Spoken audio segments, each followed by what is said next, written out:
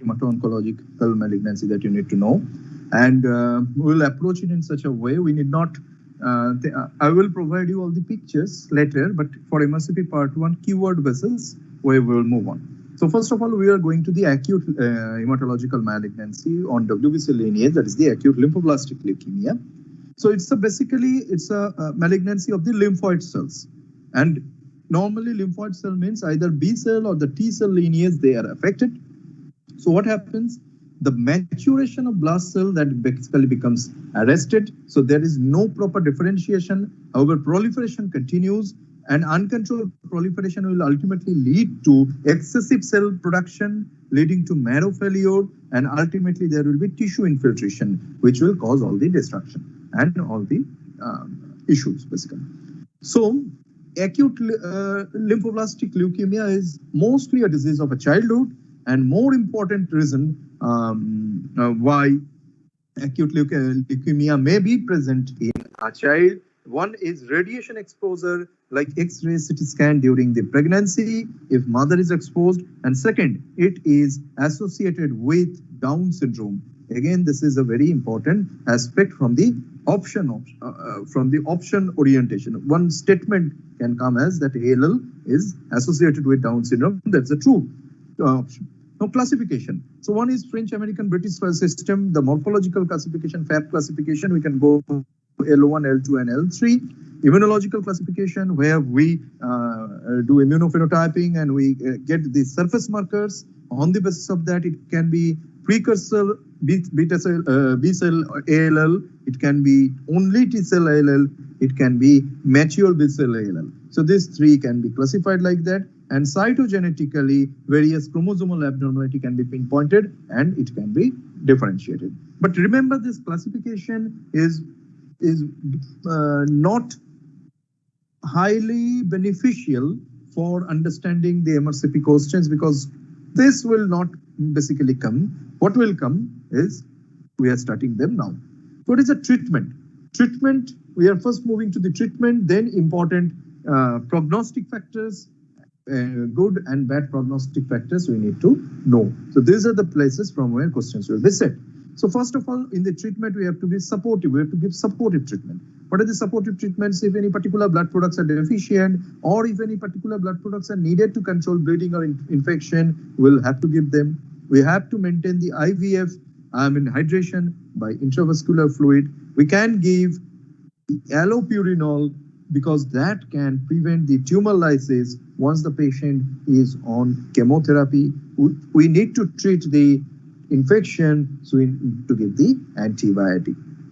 Now, what is the treatment modality? The main modality is the chemotherapy, and there are 4 basic approach of chemotherapy those are required to treat the ALL. The first one is induction of remission. So how we do it? We do it with vincristine, prednisolone undercover, and L-aspergillus with daunorubicin. So these are the 4 agents that we use for remission induction. Once again, I still remember I faced this question. They will give you 4 to 3 names of drugs. So remission is to be achieved by vincristine, prednisolone, LSP, and daunorubicin. That will be the correct latest BCSH guideline answer. So remember that they will ask you from drug treatment or chemo treatment, and the name of the agents are important. Then another approach which cannot be formed in, cannot be used in exam, but the approach is consolidation therapy, where block therapy is used. So high medium dose of these drugs or drugs in combination can be done for months or weeks. Now, another very important aspect of the ALL, which is unique, that CNS prophylaxis is required.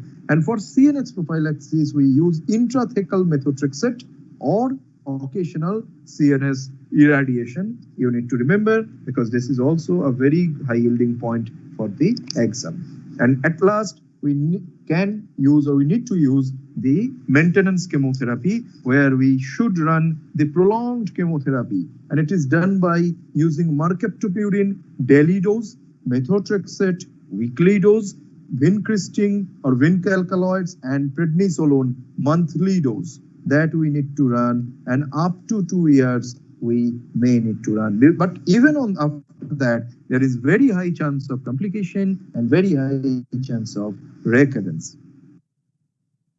Better result can be found by this process, that matched related allogenic marrow transplant that can give us some better result. Next table, the green and blue table. Before that, we just summarize what we have just told, that allopurinol we use to prevent the tumor lysis. Chemotherapy, one is remission induction. We use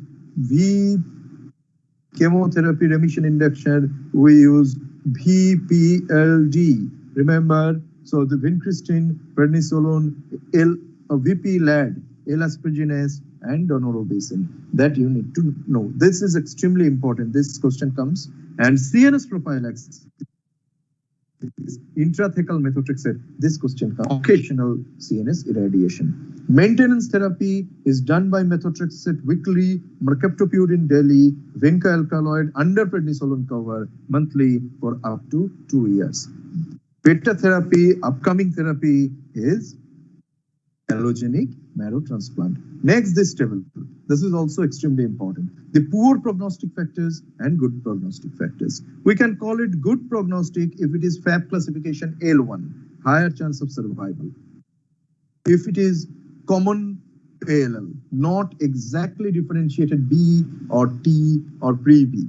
If it is pre-B phenotype itself, out of all these pre-B phenotype, then again it is prognostic, poor, good prognostic. Low total count during the first diagnosis, that is very important, that is also good prognostic. And deletion of 9 chromosome, del9p, that short arm of chromosome number 9 deletion, that is also good prognostic. So this is very important, this table. I will urge you to take a snapshot.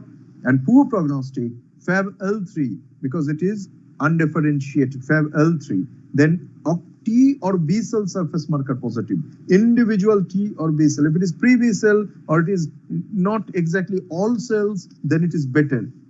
Individually T cell surface marker positive or B cell surface marker positive, they can be poor prognostic. Philadelphia chromosome, that is translocation and between chromosome number 9 and chromosome number 22, T9, T22, T9, 22. This is again a poor prognostic factor. Age, if it is less than 2 years and if it is more than 10 years, again that is poor prognostic. CNS involvement, bad prognosis. Male gender, bad prognosis. High total count, more than 1 lakh at the beginning of at the beginning of the discharge, that is again poorly prognostic. And